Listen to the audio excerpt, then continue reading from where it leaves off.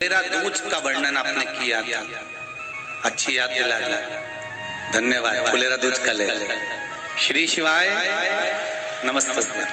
फुलेरा दूज का आपने वर्णन किया था कि धतूरे में हल्दी लगाकर शिव जी को चढ़ाना है और वो धतूरा पुनः उसको लाल वस्त्र में अपने ही घर में उसको व्यापार व्यवसाय की जगह पर बांधना।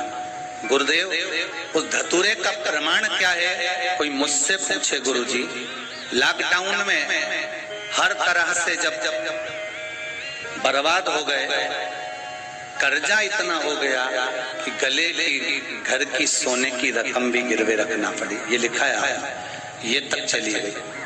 तब याद आया कि फुलेरा दूज का धतूरा रखा हुआ है, मैंने बेटे को निकाल कर अब की बार रकम की जगह वो धतूरा दिया और कहा तू तेरी दुकान में बांध ले, बाबा चाहेगा जो 2 साल में घाटा लगा है वो 15 दिन में पूरा कर दे। और कि वो धतूरा मात्र शिव का नाम लेकर रखा हुआ धतूरा वापस बांधा है और बाबा ने ऐसी कृपा कर दी कि दुकान धड़ाके से चलना चालू हो गई। अब विश्वास हो तो शिव, बेटो बहन बैठो, श्री शिवाय नमस्ते। आप शंकर का स्मरण तो करो। भारत की भूमि पर आप जहां जहां बैठकर शिव महापुराण की कथा सुन रहे हो, शिव मंदिर में एक धतूरा हल्दी में भिगोकर शिव जी को चढ़ाकर उसको वापिस चाहो तो आप दुकान व्यापार के लिए लेकर जाओ, मना नहीं है, पर प्रयास करना। पहली बार धतूरा माता पार्वती जी जब अखंड तप करने शंकर भगवान का बैठी थी और देव अधिदेव महादेव जब पहली बार प्रकट हुए थे माता पार्वती के सामने और पार्वती को समझाने के लिए आए थे कि तुम मुझसे विवाह मत करो, तब पार्वती जी ने विनय करी थी कि मैं आपसे विवाह करना चाहती हूँ। तब पार्वती जी से शिव जी ने कहा था मुझसे विवाह करना कांटों की सेज पर सोने के बराबर है, कांटों पर चलने के बराबर है। तब माता पार्वती जी ने फुलेरा दूज के दिन पहली बार धतूरा शंकर भगवान को चढ़ाया था कि ये मैं कांटों पर भी चलने को तैयार हूँ अगर मेरा महादेव मेरे साथ है तो।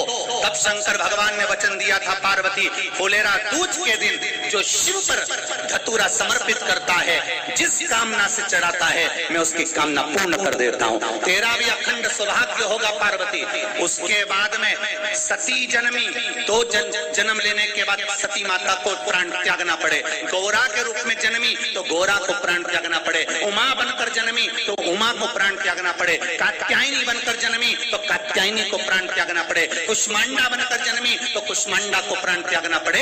51 बार 50 बार माता पार्वती के अवतार हो चुके थे, शंकर जी के साथ 50 बार विवाह हो चुके थे, हर बार माता पार्वती प्राण त्यागती थी। पर 51वीं बार जब माता पार्वती ने फुलेरा दूज के दिन धतूरा चढ़ाया, फिर पार्वती बदली नहीं, पार्वती पार्वती ही रह गई, अखंड सौभाग्यवती।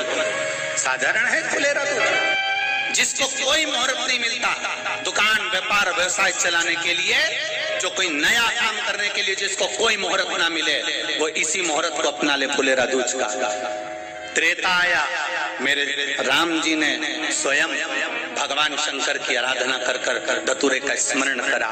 कृष्ण अवतार भगवान का द्वापर में हुआ, तब माता राधा रानी जो बैकुंठ से आई थी, गौलोक धाम से आई थी, वो राधा रानी ने भगवान कृष्ण से कहा था ना, कम से कम एक दिन तो ऐसा होना चाहिए जिस दिन राधा कृष्ण में समा जाए और कृष्ण राधा में समा जाए। तब भगवान कृष्ण ने कहा, राधा मुझे वो दिन याद है जिस दिन शंकर पार्वती के हुए थे और पार्वती शिव की हुई थी, वो फुलेरा दूज का दिन हम दोनों एक दूसरे के हो जाएंगे, कोई दूसरा नहीं रहेगा। वो फुलेरा दूज का दिन